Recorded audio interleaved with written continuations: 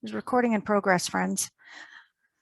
Okay, welcome everybody. As we know, this will be up on our YouTube channel, hopefully later today. For those people that aren't able to make the lunchtime GAAB sessions. Thanks everybody for being here. Lots on the go these days. I'm going to get started sharing my screen. Share. James is in a sport leadership conference, so he's unable to be with us today. Carmen and Nick are here. Yay, go team. Okay, so let's see here. We're just going to do an overview of a few things that have happened lately. Some of you may be aware of them, some not. Oh, I don't know if I was allowed to say C yet. Okay, we'll skip C. Anyway, this is what we've got on the go here today. Okay, cross-country declarations. Carmen has put a link in the chat to the JOT form, and just wanted, in case any of you had missed it in your email that I sent out, that you do have till Monday, November 8th at 11:59 p.m. to declare the interest. And of course, because it's an Athletics Canada event, full vaccination is required. All of the details are on our website under sports. Scroll down to cross country. All of the guidelines and everything are there. Okay, last chance. So we're having a last chance, November 28th. It's a Sunday. It's a Sunday because, in case you're getting questions, it's a Sunday because the facility was being used on Saturdays. So we will be out in a week or so. Hopefully the volunteer ask will be later this week. Hoping to get some good response to that, because we definitely will be needing volunteers.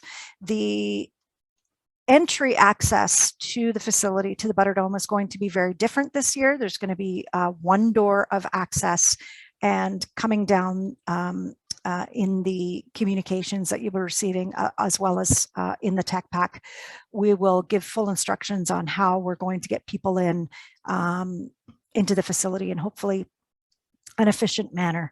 But the university will be requiring the proof of vaccination. They're not accepting tests as of November 1st. And this, this is for absolutely everybody. So any of your parents that want to come see their kids, absolutely everybody.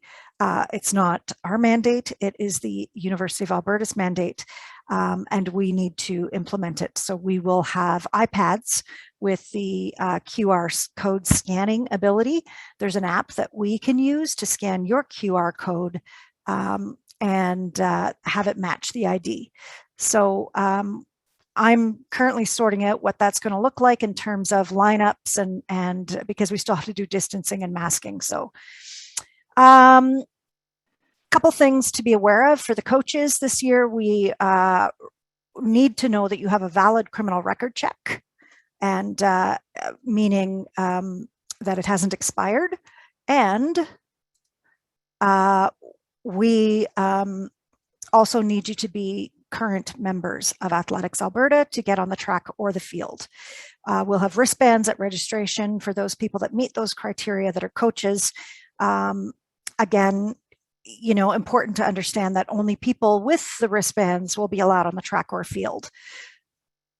So that means parents who don't have a wristband will not be allowed on the track or the field, just to be very clear.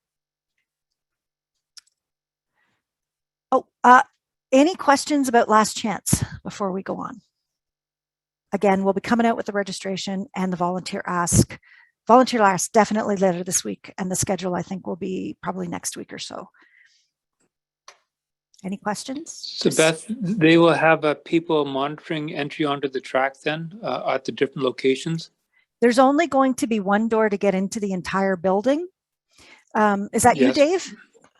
Yes, but I'm thinking about more, there's multiple entrances to the track though. Correct. And so what we did a couple of years ago was we had security, which were volunteers who were checking to make sure that only people with the wristbands were getting onto the track.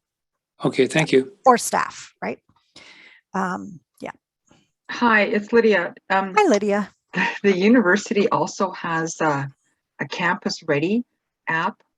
I believe that you can enter your information ahead of time, and it provides you with a big check mark that you can enter campus with that proof of vaccination.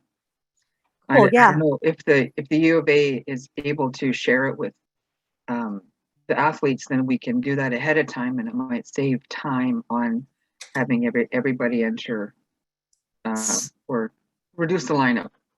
Yeah, we'll definitely look into that. I can tell you that the My Alberta, you can literally use that app as a you know, as an Albertan, use the app on your phone, and it will download essentially a QR code, and then we, the people who are scanning the QR code, have a different app. And I tested it on James, and it literally says James Rossno with a big check mark. So it sounds like it's very similar to the Campus Ready app. Yeah, and it does. I think Campus Ready was out before that QR code came out. So okay, maybe that's why they superseded that. But okay. Yeah, so I'll have the links in the communications to make sure everybody has an understanding of what they need before we get there. Any other questions? Okie dokie. I don't have a question, but I have a comment. Yes, Carmen. At the University of Lethbridge, they have an app called U Lethbridge Safe app. Well, I don't know if I'm trying to, it's right there. That's what it looks like. And because we're having our club coach workshop there this weekend. So I encouraged everybody to download the app. Then what you do is you can like upload your information, and then with your phone, you just hit view current status, and ta-da, says I'm approved, and there's my little QR code. So I don't know if that's what the University of Alberta and the University of Calgary have as well, but that's what works at the University of Lethbridge. But yeah, certain apps. Yes, similar to that, the U of A has that. It's the big green check mark. Yeah. Okay. So we'll work it out. Okay, let's talk. If there are no further questions, and of course, if you have questions afterwards, just drop us an email. Okay, let's talk about the club policy. So over the last year, we gave our clubs a chance to pretty much kind of get their heads around the club policy that's coming into effect January 1st, 2022. And a lot of the clubs have definitely made headway to meet all of the requirements of the club policy. Just to reiterate, why is this club policy coming into place? It's something that our branches across the country have in place, our standards. You know, we're just meeting the bar, meeting the level of standards across the country. So over the last year, there were a few things that when we looked at the club policy in practical terms, there were a few things that needed to get edited along the way. And the programs committee and Carmen and Nick have worked on that over the year quite a few times to make sure that the policy at the end of the day, you know, come January 1st, 2022 is going to be achievable for everybody. So a couple of the things that were, I guess, massaged along the way. Originally, it said all clubs needed to have a club coach, and given the understanding of the pathways that Carmen's brought to everybody's attention, things will now be dependent on, you know, on the pathways, and Carmen can speak more to that. But it's been revised a little bit to make more sense, so that if you are, you know, if your athletes are in the sport coach age, that's what's required versus the club coach only. Again, oh, there's somebody in the waiting room. Okie dokie. the safe sport and making ethical decisions will be required for all coaches. The volunteer deposit was discussed at length, and how that the board still has to pass, by the way, some of these amendments, which will be done by January 1st, 2022. So the volunteer deposit, the idea is that it will initially be deposited, and if the requirements are met on an annual basis, then that deposit will be carried forward.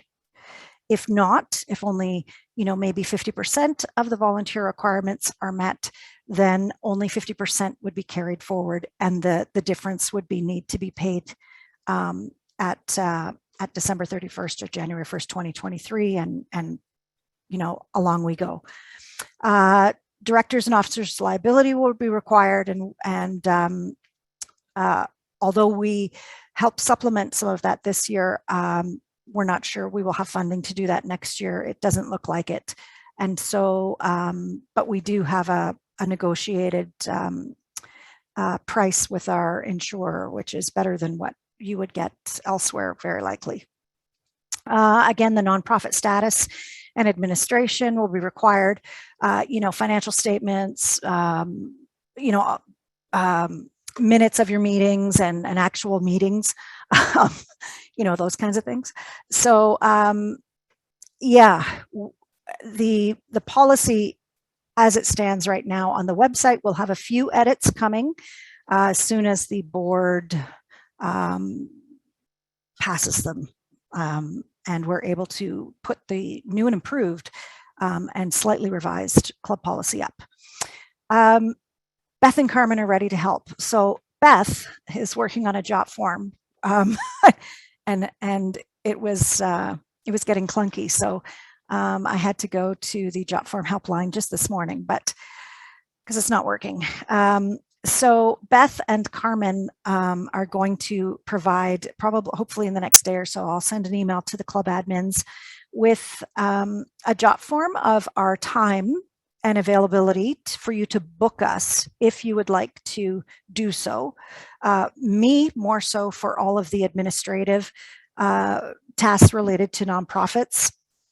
And Carmen, related to all of the coaching requirements. Carmen has worked with, I think, the Thunder and maybe one other club, and essentially, did a virtual meeting where they went through the locker, where to find things in your locker.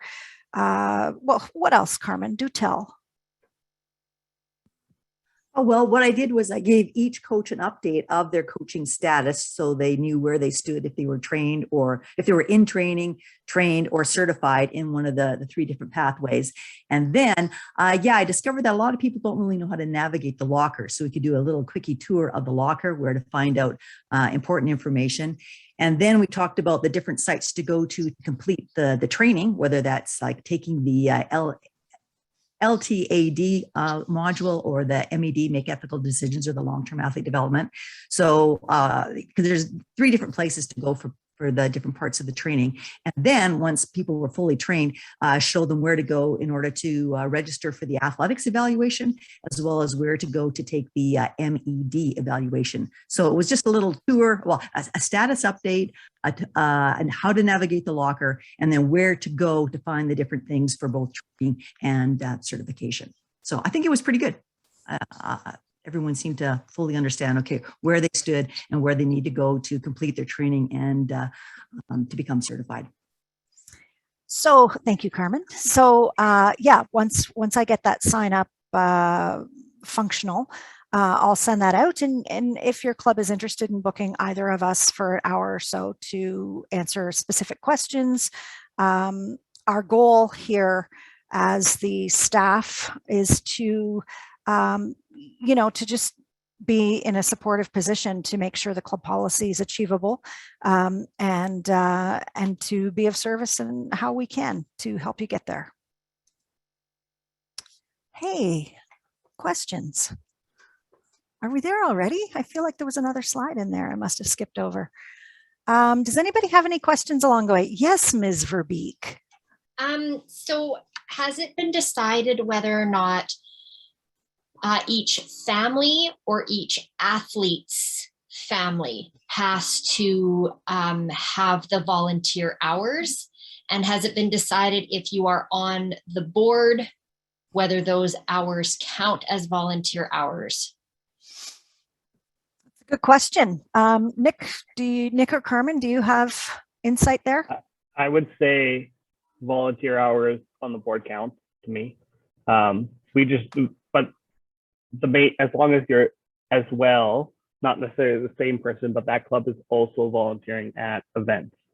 Because the goal was not, let's be specific really about these hours. The goal was, do we have volunteers for the event? So if Laura has 2 kids in the club and is volunteering her time on the board, that probably could count for her. But someone else in the Thunder probably needs to be volunteering at the competition if they're not hosting. Does that make sense? Yep. And then there was hours at one point, and there was a conversation whether, like we had a family that had 3 kids. Did they need to come up with 36 hours of? It is written as individual members, but I don't know if it would be just cumulative. Like you have 5 kids, I don't think it's 60 hours. Okay. I think it's within reason. Okay, thanks, Nick. Yeah. Any other questions as we go along? I want to hit quickly on the event director membership. It's up on the membership details page on the website. It has its own little tab at the bottom.